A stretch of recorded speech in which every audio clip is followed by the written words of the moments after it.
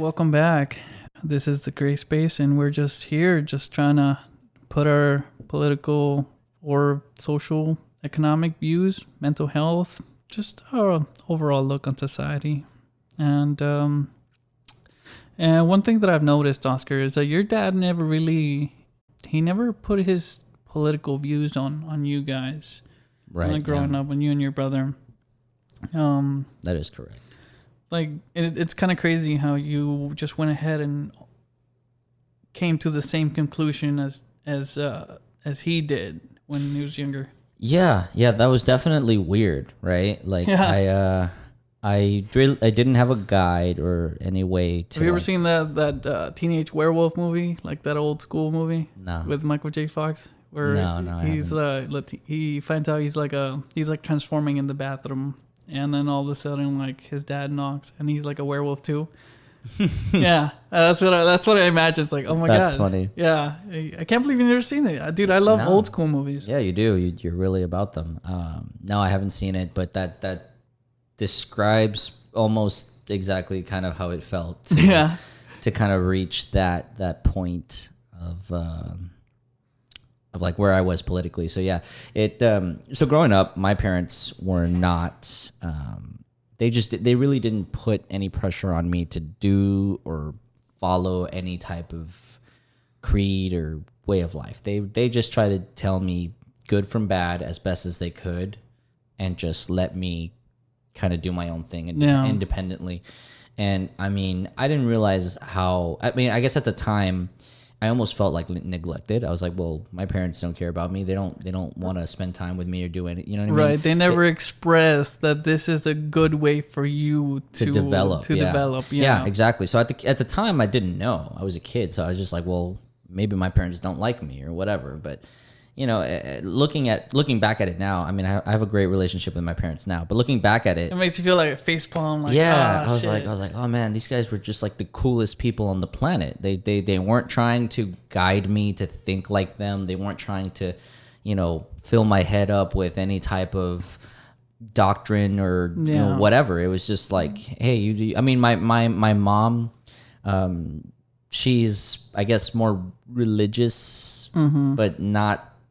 She's not like super religious. Like she just goes to church, every now and then or whatever. And she believes in God and so on and so forth. But like she would always suggest like, hey, if you want to go to church, you can go to church. You should come one time or whatever. But it was never like, get dressed, we're going, It was never like that. And my dad was never really religious either. So seeing him not really being about it, I was like, oh well, I don't want to go.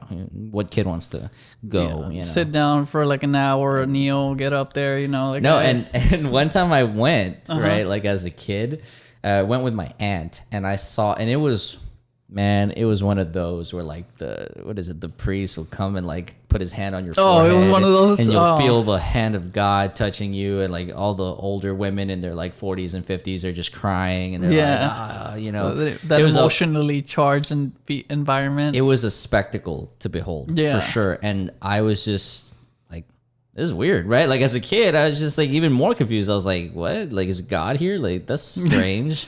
So yeah, like, oh my God, where is he at? Is he behind the curtain? Like, whoa, this guy's got superpowers. So no, I mean, even as a kid, I didn't really buy it. I was just kind of like, that's just weird. Like, I don't know. Like, I don't like that vibe. I didn't like the vibe, and I was just yeah. So I, from then on, I went to church for maybe like with a friend or something every here and there, but I was never about it. Like, I didn't really, care or of course I read about the Bible here and there. Like I understood the purpose concepts of religion, right? Like, Christianity, like I understood the story of Jesus and stuff like that. I was genuinely interested to hear those stories and like understand, all the different, teachings that they were trying, that they would offer. But ultimately, there was a lot of, I guess, contradictions that I would see, and I would just be like left with more questions than answers. So it's like, obviously I looked into it. I was like, okay, well this, but then what about that? So ultimately I became not religious, but a lot of people, they feel like that's more of a taking a leap of faith, right? To bridge that gap between like what you can prove. What you can prove and what you can't. And hopefully, you're right and you believe you're right and it catches you. And that's a beautiful thing. Faith is. Yeah. Like it's great. Definitely keeps you going in the hard times. I envy people who have faith. Absolutely. I think it's a beautiful thing. And I wish I had it. I wish I could be, more about a faith. I guess, I'm spiritual at best, right? Like, I guess that's what you would call it, but not really religious. But more back to the original point. My parents didn't raise me with a set way or anything like that. They kind of let me pick and choose and do my own thing. And I remember David was talking to us over Warzone, the PS4, and he was saying that it's kind of insane that we're fishing for a Call of Duty sponsorship. Yeah, it's kind of insane how like you guys just kind of went out, did your thing, like go around town. As children. Yeah. I was like, what? How old were you? Like 10 years old? Probably. Dude, that's insane. I would never like allow my kid to be out and about at that age. Like, what were our parents doing, bro? Just they were raising us like we were still back in the rancho, bro. Yeah. Like because our parents, the same thing. They just went out and did things, and that's it. That's all it was. And so my best friend David and I, like we'd go to the park, we'd walk around town, we'd just whatever. Some guy pulls up in a van like, "Hey guys, want a free PlayStation?" Nah, nothing like that ever happened. That's good. It's crazy that something like that didn't happen. I guess I guess one of the only things was like what I could best describe as like gang members one time pulled up on my friend and I, and just because I happened to be wearing a hoodie, and I don't know if maybe it was the wrong color, but they pulled up and they were like, "Hey, come over here." And then I was like, no. So I just kept walking, right? And man, it's just kind of scary because like they were trying to turn around and all that stuff. And at that point I was like, I was right down the street from my house. So I'm in danger. Yeah, so I started like booking it. I was like, "Come on, man." And David's such a G. He just kept walking. Oh, dude. He's like, "Nah, I don't think they taught David how to fear. No, I don't think that. Yeah, I don't think he ever picked that up. And I was like, bro, like we should probably go." It's like, no, we're fine. Yeah. So luckily, by the time we got to the house or whatever, since we were already close, like we just got inside and we were just kind of like keeping an eye. We're like, "Oh man, that's crazy." But no, but surprisingly, no pedophiles, right? So. Thank goodness. Cross your fingers. Yeah, but I mean, it is what it is. Times are different now, so. But my parents were pretty lenient. They didn't really force too much or anything on me. And so what was weird was it was the 2016 elections. That's what kicked it off. Oh yeah, I completely forgot about that. We were talking about that. Back to the point, right? Back to the point. For the third time. It was my uncle and my dad, and we were having a conversation about Trump, right? Like, or about just, like what he was planning on doing, and like just, politics in general, right? Mm-hmm. And and my cousin, so my uncle's son, he was talking about his. I mean, at this point, I think he was in college, and so he had more of a liberal viewpoint, and he started voicing his opinion. My dad and my uncle were. Wait, what was his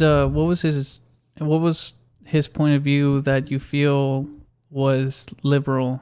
Or was it just like an anti-Trump thing? It was a pro-Bernie thing. Pro-Bernie. He was really into Bernie at the time. And so, I don't know. I don't really know his political leanings, but that was my best guess at the time, because he was trying to go against some of the things that my dad and my uncle were saying, who were more, I guess if you wanted to label them, they'd probably be Republican, but I wouldn't say exactly Republican. But that's more conservative views. Yeah, maybe closely aligned with conservative. Yeah, at least politically, maybe not socially. Well, I mean, they were more talking about like we need to crack down on illegal immigration. We needed to, get our economy back. We needed to, jobs and all that stuff. Like, they were more into that kind of stuff, and they were the Republican platform. Yeah, and at the time, I think my brother was also more, I guess, on the left than really. Yeah, is it because of his girlfriend? No, well, just because of him. I mean, he also he was born in Mexico, and he became a resident and stuff over here, and so like he was more into that at the time, and so but again, neither my brother or I were really political at the time. It's just kind of like what you hear, right? Like just like the topics that you hear, and like the narrative is like, oh, this is good and this is bad, right? Like when it's just general, like what you see on the news, like that's what you get. It's just like, oh, illegal immigration. If you're against it, you're a bad person, just like that, just like the general stuff, which again, it in general politics and the media, it's never really broken down. It's never really like, well, this and that, these are the pros and cons towards this, and this is what, you know what I mean? Like they never explain that. It's always a bias, right? Which is like a clear like thing, like or I guess it's not a clear thing, if you're just barely surface level politics. You got to really dig a little bit further to okay, well, this is really what I'm in favor of, or oh, this is what I'm really against. But if you're just surface level, you're really not going to break through into how you personally identify with each issue. And so, anyways, my dad and uncle were having, they were bringing up these issues, and my cousin was kind of debating them. And I mean, it was a long conversation. I wasn't political. But I was listening, and I was just kind of like giving my like just like how you feel. You know what I mean? Like when you're not politically inclined at all, you just kind of go with your gut. Like, like, oh, well, this sounds like this. And then you're like, no, you know what? That kind of makes a little bit of sense. So I was just chiming in different intervals based on how like what made sense to me as they were speaking. I see. And so it was just a long conversation. And like, I never knew my dad had any position politically. Like I just thought he was just, I don't even, I mean, I found out that, he voted every single election cycle. That's insane, bro. He's an avid voter. And like, I would have never thought. I was like, well, I guess at the time I was also like, why vote? It doesn't really matter. What does voting really matter? What does it do? So, since then, that was kind of like what ignited the interest in like politics. Cause I wanted it to at least to like have my own opinion, right? And that's another thing. Even after that night, my dad didn't like double down on me and be like, this and this and that. He didn't try to he left me to wash your mind with his. No. He didn't seek your validation. Nope. Yeah, that's crazy, man. That's his opinion, and I'm free to make mine. And so it, as luck would have it, I just. That's amazing that he doesn't have that feeling of wanting to be validated, like look, son, I'm right. Yeah, no, exactly. It wasn't like that. It was really strange. It was just like he was so sure of his point of view. That's so boss, bro. Like just like he wasn't intolerant either. He wasn't like, no, you're wrong. Like no. He was just like that's how you feel, but this is how I feel, and this is why I think the way I think. And, and you really can't, I mean, like he's obviously, he's picked up on a lot, right? In his 55 years of being alive, he's seen things, and he saw how politics was in Mexico, right? And how it was like more corrupt and stuff like that, and how the criminal organizations are embedded into government, right? Well, and how he also saw like even before it was that bad, he also would look into like he was more about like what were they saying and what were they doing, because a lot of politicians would say something, right? They'd be like, oh, we'll do this and that and this, but then they wouldn't do any of that. And so it's like my my dad at the time, he when he was, I guess, in his late teens, he was learning what politicians you elect it matters, right? And so from then, that's when he kind of what can they get done, right? And he was looking at candidates. Like ever since he was a young man, he always saw what were the candidates about and what were they doing. Like it didn't matter about a political party or whatever you want to, go on about. It's like what are the policies that each candidate was proposing, and how do they line up with you? You politically, what benefits do you see from electing this candidate? And that's who you should vote for. And so that is actually a great thing that you bring up, man, because like I never, I guess I saw it that way, but I never precisely like pinpointed that part out. Yeah. Because I just always looked at candidates like this is the person that they're putting at the top of the ticket. Right. Yeah, and it can be a whole ordeal, right? Like each party will prop up their person as like the man or the woman. We're trying to be equal here, but but yeah. So like I said, my dad always just looked at the candidates, and again, so just kind of as time passed, you and I we reconnected and. At that time, we had another circle of friends who, at the time, had introduced me to like a bunch of different things about politics. From anywhere from this is what Republicans stand for, this is what Democrats stand for, and then from there, just like the basic political square, right, all the way to conspiracy theories, like this and that. So it's like, so I had a big like dive into that world, right? Because I mean, obviously.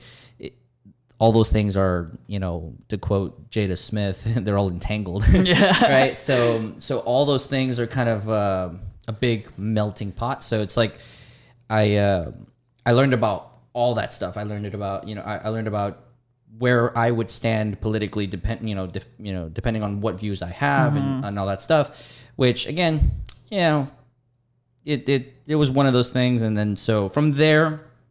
I just started doing my own research. Like after I was introduced to like all these different things, I just started doing my own research on what's really going on, because I being introduced to all that, I was like, okay, everything that the mainstream media is propagating is really just full of crap, right? Like 90% of it is just blatant lies. Like here are the facts, and this is our perspective on what we think you should feel. Yeah, exactly. Yeah. And so I realized very quickly, like that's a big, that's a big trap. It's just like, oh, we're gonna get you to feel angry, and then we're just gonna keep perpetually stoking that anger in you to keep you believing that you're in a shittier world than you really are.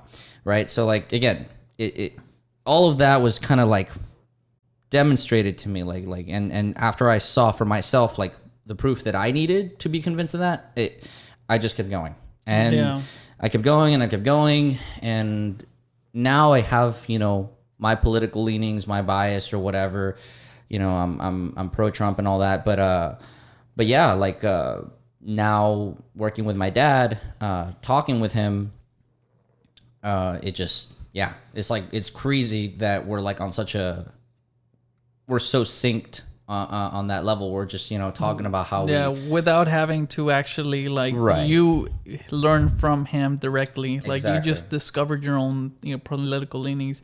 And for me, like had you said before, it was about like, how does that line up with you as a person, not what other people want you to feel. So like when I started my own political journey, I was like 23. I was like coming home from work, and I'd start watching the CNN political debates. Okay. I actually fell into that CNN like trap because I growing up, I just kind of would skip over the channels, right? And like one of the most popular ones was CNN, and so like I just started, I started seeing them and I would see the bias, like the blatant, obvious bias that a lot of people, like, I guess they weren't picking up on. I would watch the debates, and then afterwards the commentary was just so negative towards the candidate at the time, Trump. And it was just so, like, discouraging. I felt like so personally like attacked, and I kind of questioned myself because of course I had no political bias at the time.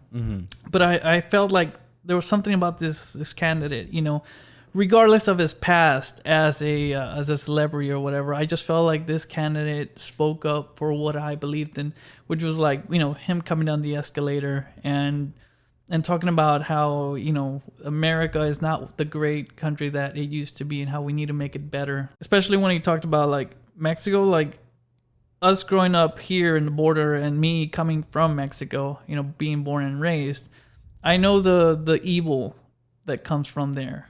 Right. Like I know the good and I know the evil, and I believe true to my heart that he was mainly just talking about the bad stuff that comes along with people trying to come over to this country. Right. You didn't take it as a personal attack. I didn't take it as a personal, like, oh my God, like I'm Mexican, clearly, oh God, it hurts, this person is evil.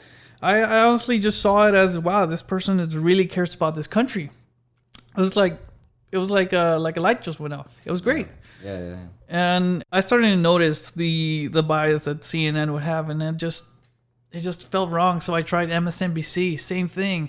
I went through like the commentaries, all this thing. It was so negative. Like he would say something that would speak to me on a deeper level, and then all of a sudden, like they twisted around trying to make it seem like it was the worst thing in the world, and you should feel bad for wanting to support this guy. Oh yeah, definitely. I mean, that's one of the things that I saw too, was the unfairness that the mainstream media. Dude, I'm glad you saw it too, because because I mean, well, when I was diving into it, right, like I was still like, well, this is how I feel about this, but then obviously I had to listen to everyone. I had to listen to Democrats, Republicans alike, and all that stuff, and I heard Trump, and this was like after he was elected, right? So I heard some of the stuff he was campaigning. So your political journey wasn't over even after he was elected? No. I mean, I would say it actually kick-started my political journey, because like that conversation that I told you that got me involved was like, I guess 2016, but like not, I guess it was already near towards the elections. Yeah. So, after he was elected, like I started really looking more into it. And that's one of the main things that I was noticing. I was like, man, the media is being really unfair to Trump, and like the whole fake news meme. Like I understood it. I was like, no, like I totally get why he's saying fake news. Like they're really taking everything he says and twisting it in a way that's like, cringy to watch, right? Yeah. It's like, anytime you see someone blatantly lie, you can't help but cringe, like, like that's so weird that you would just, because I heard him speak, like I saw him say, the context, the full context, right? Exactly. Like I listened to him speak, I heard what he was saying, and I was like, okay, like he's not the most eloquent speaker, but he's speaking what I felt was genuine, right? Like he was just talking, just kind of like a normal dude, just out there, like, this is what I think. And he'd just go off script, and he'd just say what he wanted to say. Yeah, he was like natural, like unscripted. It was his own person. Yeah, like, and that's what I loved about it. By the way, it was just, it's so easy to forget, like how, because our political views are so set right now. It's so easy to look past it and forget. Yeah, where our initial yearning for this political knowledge came from, and it's a great thing you managed to bring up tonight. Like I had completely forgotten what it was like to have an open mind and be so receptive of the information that was coming along. So like nowadays, it is so easy to just call it like fake news and just be so dismissive of whatever. Because everything is just like, it's just trying to fill that gap of that you don't have anymore. And that's why a lot of people fall into those traps, that they hear something automatically and it just tricks them into believing it, because it's like, oh, it's the news, they wouldn't lie to me, like, cositas. I mean, it's crazy. I mean, there was a quote by Mark Twain that I really like. It was it's easier to fool people than convince them they're being fooled. which I think today is very, very like. Dude, that's ahead of his time. I think it applies to all times. Yeah, honestly. definitely. But more so now, I feel like, because like now we have independent journalism, we have social media, we have YouTube, we have Google, we have all these different things that you can research yourself At our fingertips.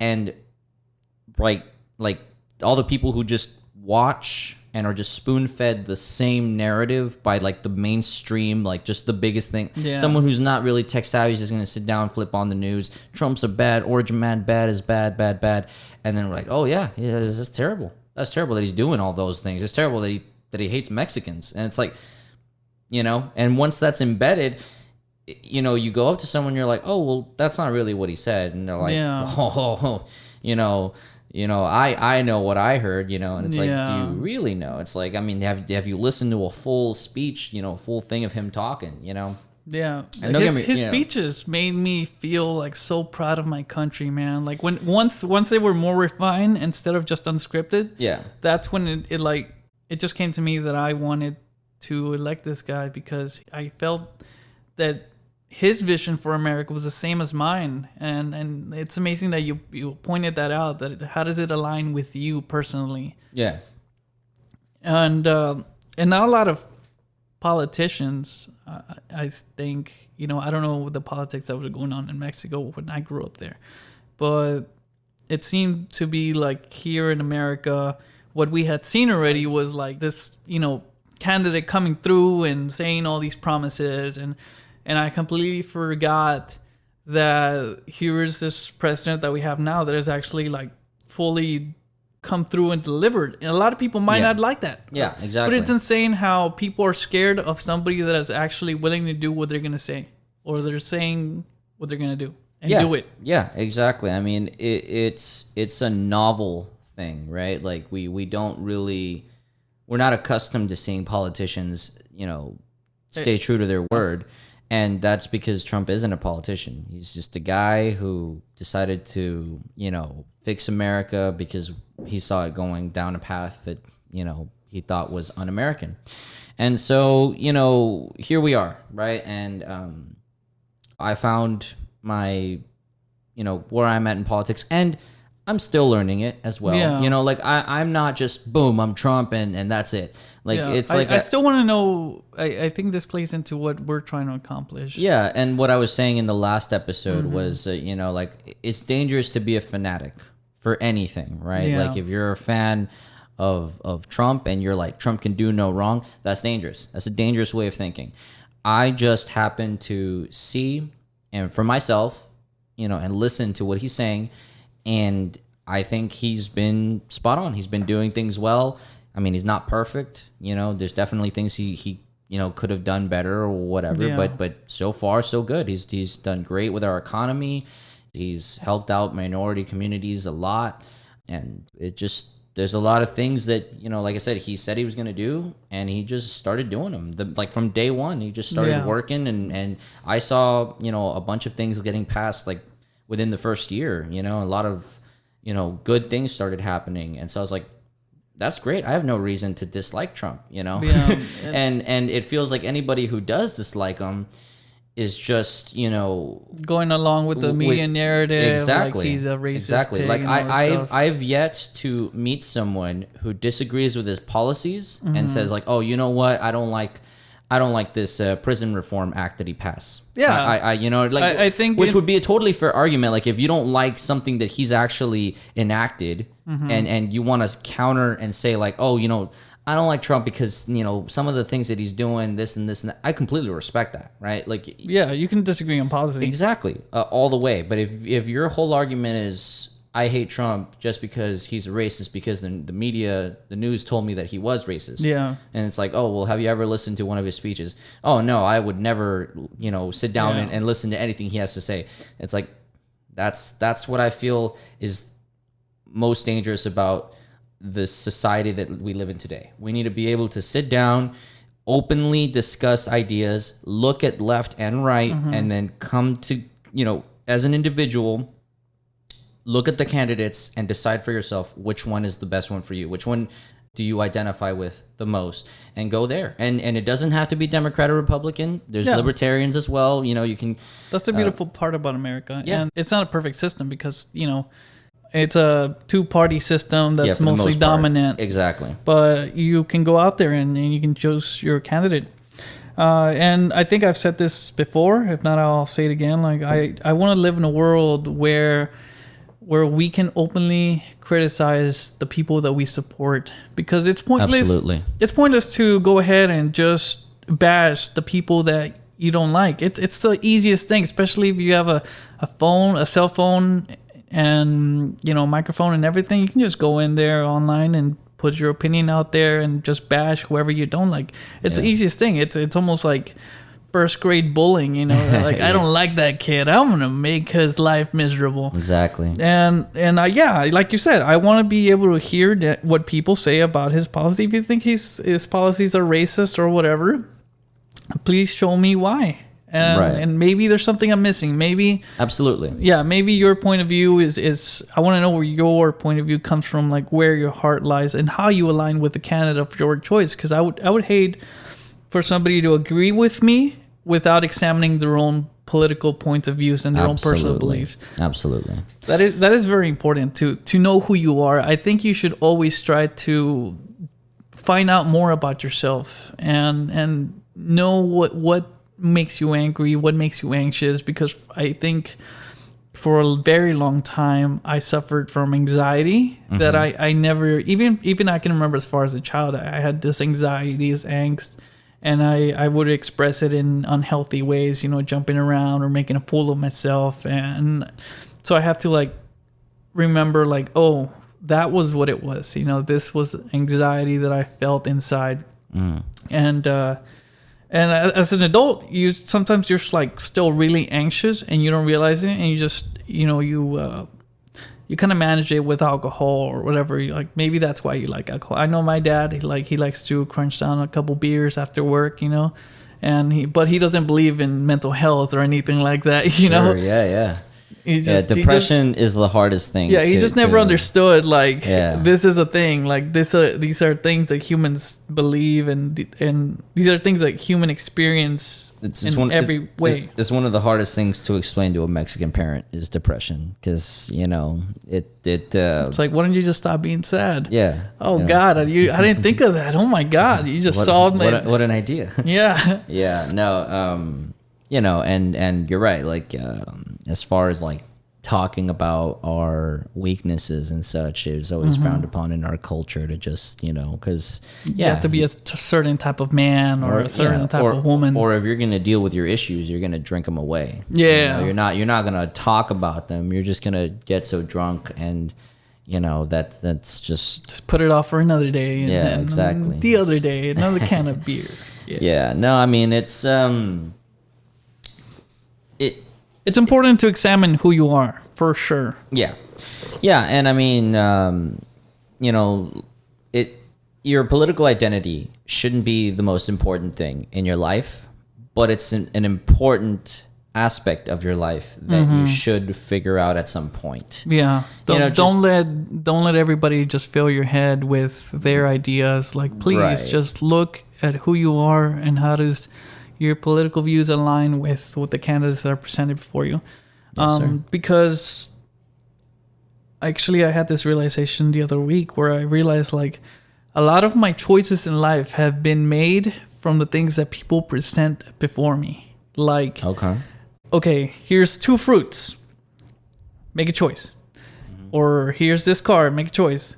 And it was never me searching for it seemed like my journey, it was all about going through rabbit holes. If I went through this path, I would discover new things. But it was never me trying to reach out to the things that I wanted to get to directly. It was me just accidentally discovering them and me loving them. Okay. So have you ever experienced that? Or you've always known who you are and what you like and you just went out and got it? Well, I don't think I've always known who I was, but I think definitely I didn't have such a or B situation. Like I said, my parents always, gave me independence. So It's like a free roam sandbox. I guess I had too many options Yeah. in a way. Like I didn't have any real guidance. I was just kind of like, you got to do, what you got to do it. And it's just like, I'm a kid. I'm a kid, I still, like, I would like some kind of help here, but did your parents teach you how to drive? Yeah, of course. My dad taught me when I was young. So I learned in Mexico. Yeah, I would have thought they just gave you the keys and like, yep, bring it back by 7:00. Sounds good. No. When I was young, like, man, I don't know. I remember learning to drive in Mexico. Just I was sitting on my dad's lap and I just started steering the car. And that's how it starts. That's the good old that's how it starts. dad way. So yeah. So I wonder if I'll be like that when I'm older. I hope so. Yeah, well, we will have to wait and see. Yeah, can't wait to get there, but I'll bear through it. Right. Yeah, man. No, it's it's one of those things, man. In life, you have to figure stuff out for yourself, and you just gotta be able to make your own calls and live life, man. That is a great thing to talk about, man. I'm glad that these conversations are not actually like scripted so much, and they're just like naturally flowing. And like, dude, it is great when I always talk to you because you always expand my mind, and I think that's what I want to do. I want to, and same thing. I think the things that I say expand your mind and put things into a different perspective. Vice versa. And it just works. So this is what I want to do overall with people that come on this podcast. Just talk and just tell me about your feelings. It's I always used to. Well, I still do enjoy talking to mental health professionals because they don't have like a specific bias, right? They just want to, it's their job to help you. Right. And it's so frowned upon in like Latino culture because it's like, nah, why you need to talk to somebody else? Yeah, like, you talk to me. You can't admit you have problems, man. It's like, you don't want to listen to me. Yeah. Yeah. Why is it that you can't admit that you have problems? It's just, is it like a front that you have to put? I mean, I just feel like, I guess in our culture specifically, like, I don't know about other people or other ways or whatever, but growing up in a Latino household and stuff like that, like, you were always, as a man, you were shown that you can't have weaknesses. You can't, Don't let them see you bleed. I mean, just like, and this is something that, again, I think we're seeing more just in men in general nowadays. It's just like, in our culture, it's more, I guess, traditional in the sense that it's the man's the breadwinner. He's the head of household. He's the rock, right? And so Dwayne The Rock Johnson. Yeah, exactly. And so, like, I saw my dad growing up, and, he was just strong. He was strong and capable, and, you just, I guess, you're reinforced to believe that you can't show weakness in front of your family because, then panic ensues, right? Like, if I ever saw my dad and I saw him worried, oh shit. Yeah, absolutely. So it's like, I think, like, as that example was the one that was set for me, like, I think that's just another thing growing up. That's just kind of how it carried into my adult life, where I just felt like, I can't show my weakness. I can't show that I'm struggling. I have to be the rock. I have to hold it all together for the sake of not letting anybody else feel, like I'm letting them down or whatever. And, I've been with my girlfriend for 5 years now, and I love her to death, and we've been through a lot. And one of those things was, realizing that I do have weaknesses, and that I needed to address them, because otherwise it created a lot of tension in my relationship. Right. So at first I saw it as like, man, I'm weak. I'm not as strong as my dad. I failed in becoming as good as him. Right. Like, being the breadwinner or being the head of household or being emotionally stable. that was the main thing, right? Like, I tried to be emotionally stable. I tried, that was where I fell. as hard as I tried to keep it together, at some point I just fell apart. Right. And I remember that. yeah, and it was a difficult time, and so For sure, man. But that's what it is. That's what it did to me, is to see like, oh, I can't, like I absolutely cannot fail. I have to be able to be strong enough, and I wouldn't even give my girlfriend the chance to help me, because I felt like I had to do it alone. Mm-hmm. So again, that wasn't my parents' fault or anything like that, but it's just what I saw growing up. I felt like I had to emulate it, and as best as you could. As best as I could. And the reality that I couldn't, it wasn't like in particularly me not being enough. It was just, I'm different. I had to acknowledge my weaknesses and my faults, learn from them, and then proceed to grow from them. And that's the thing. Like I said, my parents left me kind of independently to kind of grow up. I never got to have these conversations with my dad. So like, I never knew if he fixed himself and then became this well put together man. You know what I mean? I never knew his life experiences and what he went through to be the man. You just, as growing up as a kid, you just saw your dad as just a person, and you don't know kind of what led him to be where he was at that point. Yeah. So I had the opposite experience. I missed all that. Yeah. Sorry to cut you off. Yeah. No, you're good. I was wrapping it up there. Great. Yeah. I had the opposite experience where I grew up with like, just not a good role model, like somebody that taught me who to not be. And it was very confusing because I didn't know who to be exactly. I just knew I didn't want to, I had to be not that. Yeah. It was like so mesmerizing, and I felt very confused as a young kid. And now me figuring out that I'm bisexual and all this stuff, it really, it puts me looking at my past in a whole new light. Like, whoa, like that's what I was feeling then. Like that should have been like normalized. That's such a weird way, but essentially I had to learn from my dad's mistakes, and boy, there were just plenty. So like now I'm just like I tried, I was always falling for that, be the nice guy, be the good guy. People will gravitate towards you. Yeah. And it just blew up in my face. Right.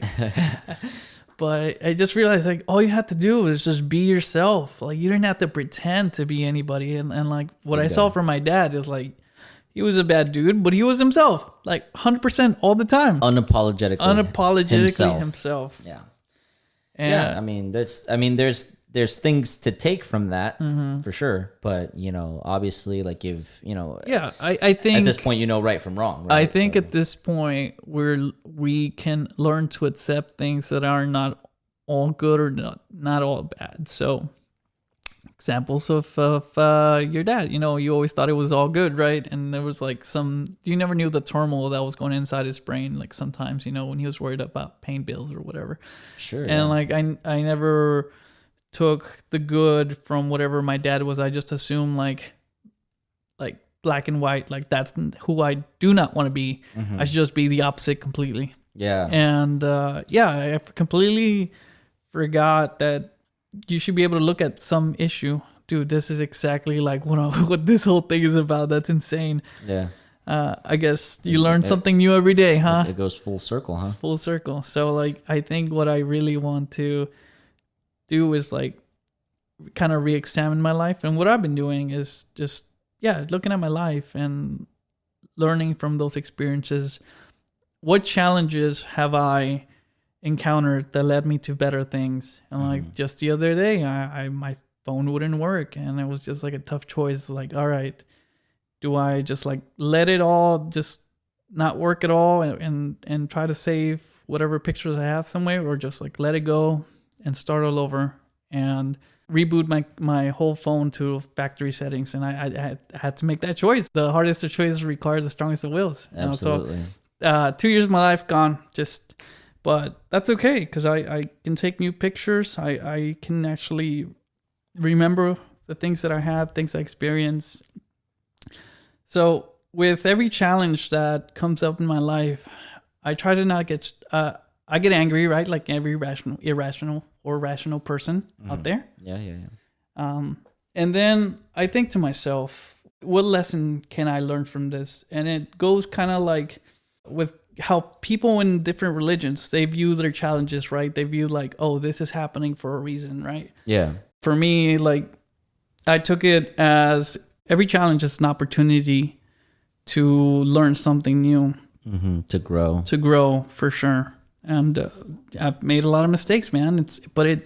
I can't see it happening any other way at this point in my life. Like, I wish, there's some things I wish I would have taken back, and some things that are really avoidable. But I think overall, I'm here at this place in my life where I am happy to have gotten here to discover what I want to do with my life. Yeah. And dude, I love having conversations with you. I think that's what brought us closer together more now as adults, because we had like 7 years of like not talking to each other, just because me going on with my marriage, and you had your life going on. And luckily we ended up with same conclusions with different methods.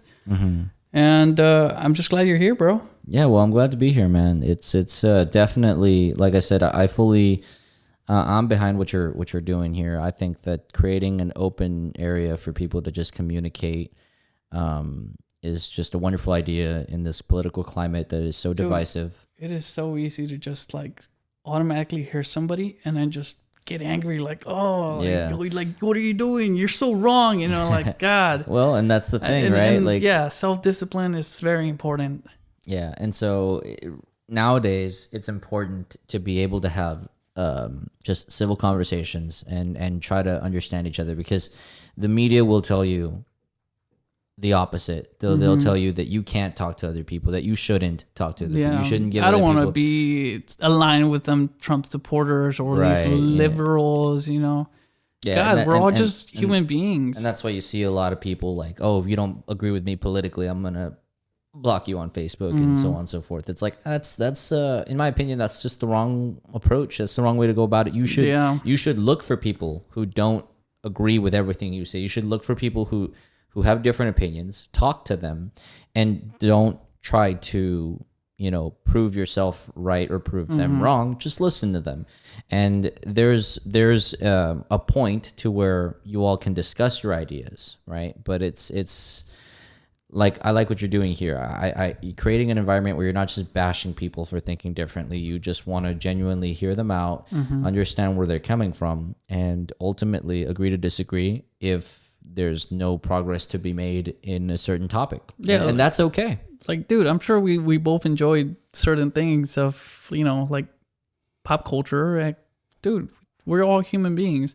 And it's so easy to just fall into those traps that the system, the people at the very top, they set up for you. Like, they want you to be divisive. They want you to divide so they can conquer. Yeah. And I forget these things these traps that are set up for us, because it's so easy to fall into them. Like it's almost a natural thing. And I think in some ways I'm being chaotic in the sense that I'm trying to ruin their little schemes by us human beings trying to come together, Right. That's my way of creating chaos, right? That's your way of sticking it to the man. Yeah. It's like, you want me to fight him? Like, no, how about we just have a couple drinks and hang out? How about we have them over for tea and we talk about stuff? Yeah, that's the best way to be able to promote each other, especially down here in South Texas, the Rio Grande Valley. I've noticed that a lot of people have this. I saw this thing called the crab mentality, right? Crabs in a bucket. Crabs in a bucket, where instead of like collectively trying to help each other out, they just bring each other down. Yep. And nobody escapes. Yeah. You can have a crab full of buckets, and you don't need a lid if you have more than one. Because if there's more than one crab in a bucket, they're just going to keep dragging each other down. And at any time that one makes any progress, they're just going to keep pulling them down. So it's I see that a lot, man. Yeah. Like, everybody, as soon as you have something good going for your life, it's like, nah, why you want to be better than that? Like, no, you should just be like us. Yeah, I mean, it's it's sad to see when people, genuinely just they don't want to see others successful. They don't want to see others thrive or whatever. But I mean, it should be the opposite. We should be happy when we see anybody, who's doing well, who has success, and who's, living life, and if anything, it should just be an encouragement to you to strive to do the same, Yeah. Look at that as an example and set a goal. Like, maybe you want that for yourself, and it's totally possible because we live in America, and America is the greatest country in the world. And yeah, just do what's best for you and your children and your future children. That is essentially what it comes down to. And positive things. I mean, like, if you like having fun, like, go have fun, but just know your limits. Know yourself, know your limits, and just do what's best for you.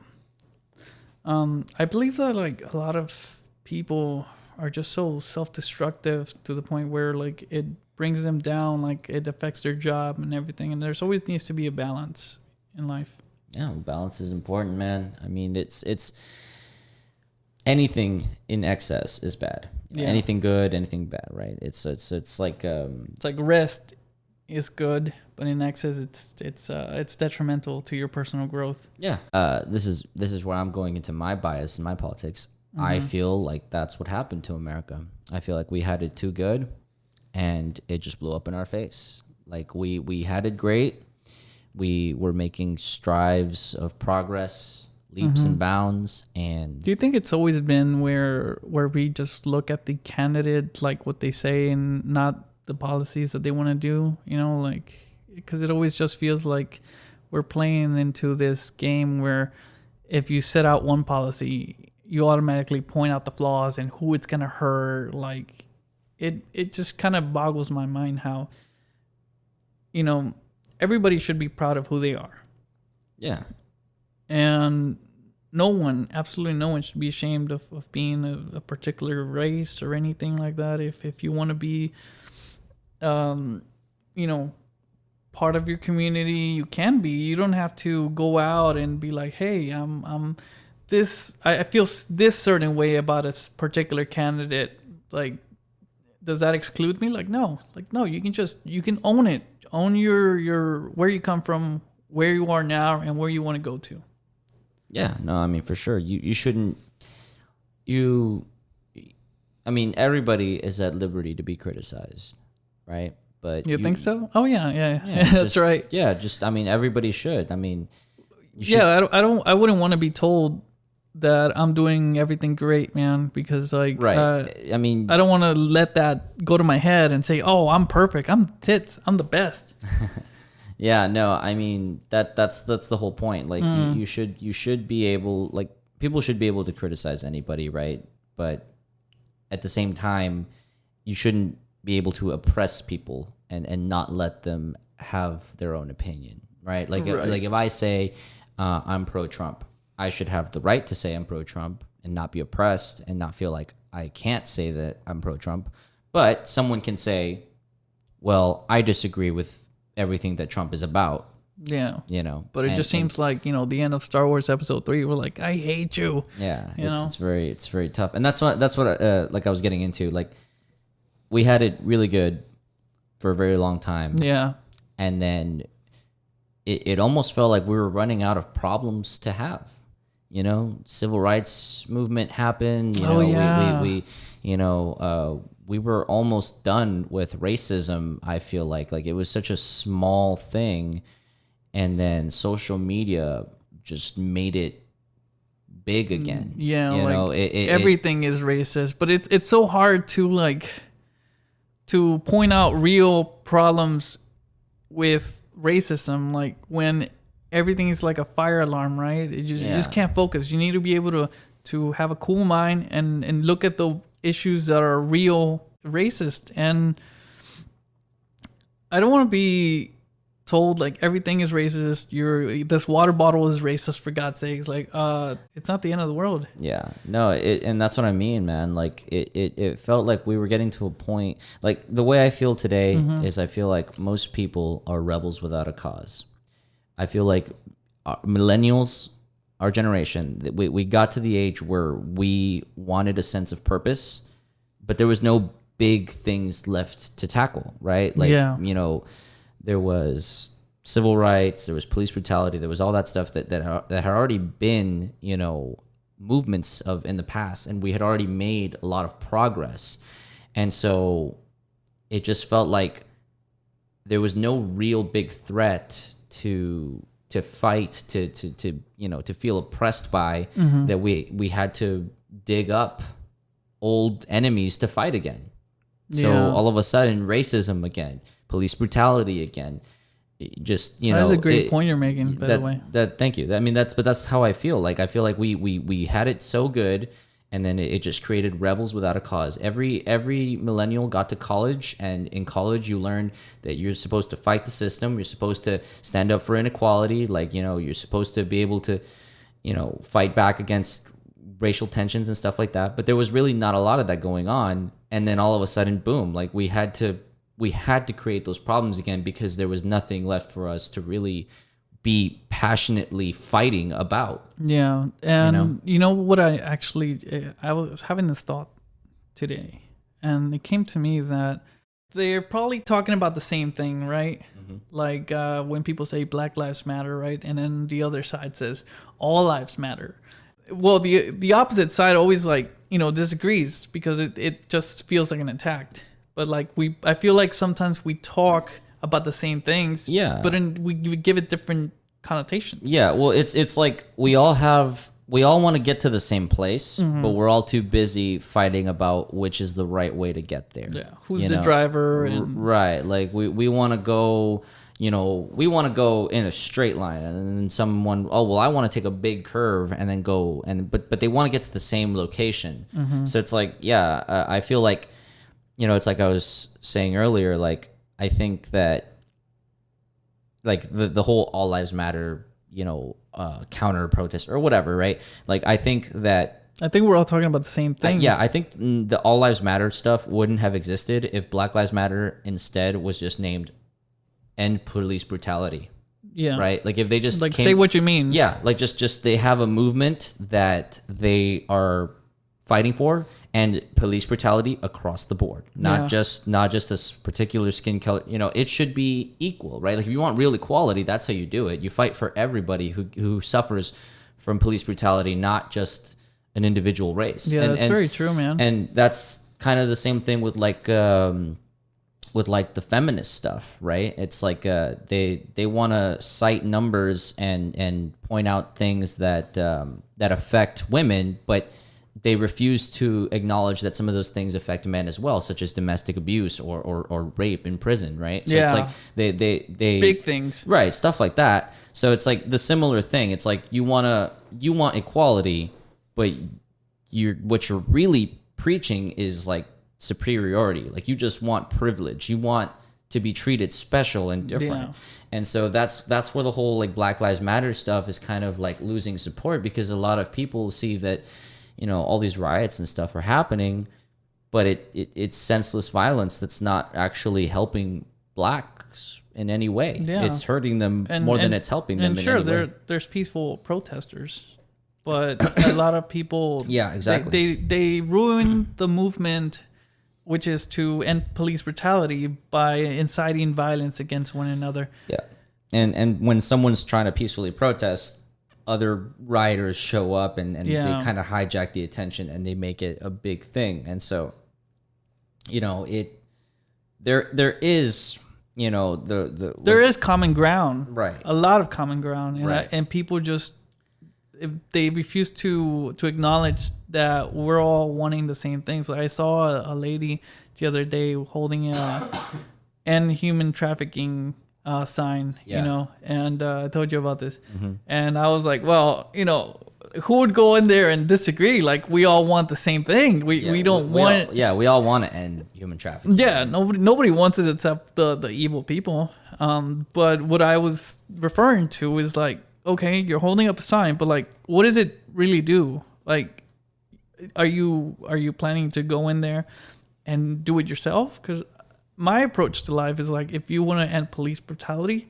as long as a journey to actually achieve it is, and slow and daunting, I think the best way to do it is, become a police officer and be critical of the people that you support, because it's so easy to just bash the other side or the people that you don't like. And that's where we have to catch ourselves falling into these traps. Yeah, I mean, it's powerful stuff, man.